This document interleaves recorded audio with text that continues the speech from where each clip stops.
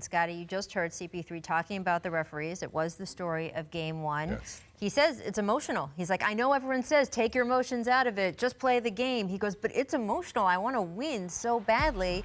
What is your advice, having been on those floors in some of the most high-stakes games that we have played in this league, about how you deal with the officials when you're that emotional? It's tough because when you're in the heat of the moment, your competitive fire comes out, and you know, CP being one of the leaders of this team, you expect more. He has to lead more by leadership, and sometimes not to let your emotions get caught up in it. But sometimes in the heat of the moment, like yesterday's game, it was tough. Everybody was on the edge.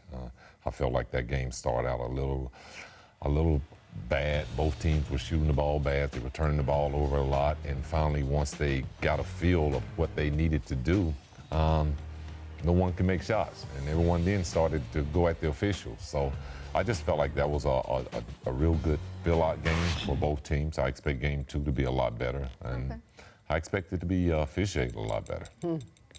Officiate a lot tighter, probably. You think so?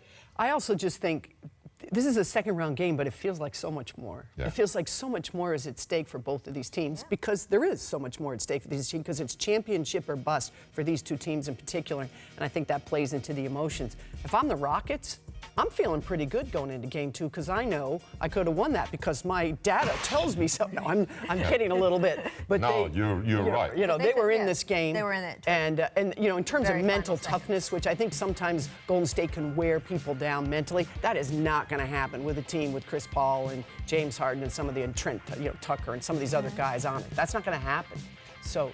But Scottie, do you think that Game 1 was their game to steal because you had Steph Curry and Klay Thompson? Maybe a little, I mean, I don't know if Klay Thompson's ever actually hobbled. He's so tough. But, like, you know, supposedly both playing on sprained ankles. They had the quick turnaround from Game 6 against the Clippers. They will have another quick-ish turnaround for Game 2, and then these teams have like a 5-day break before Game 3 in Houston.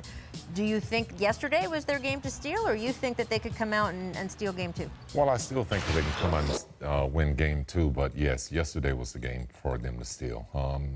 I mean, when you look at the stats, when you look at P.J. Tucker, I scored as many points as he did.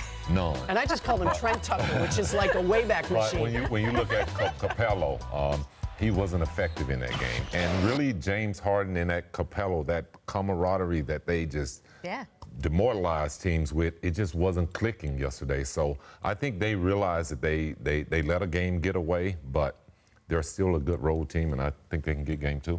The other thing is that the Golden State knows, I mean, everyone knows now Iguodala's in that starting lineup. Sure. So now the Rockets can prepare a little differently. Yes, there's going to be a lot of tape being shown to Yes, Clint there is. Capella in the next 24 You're right. hours.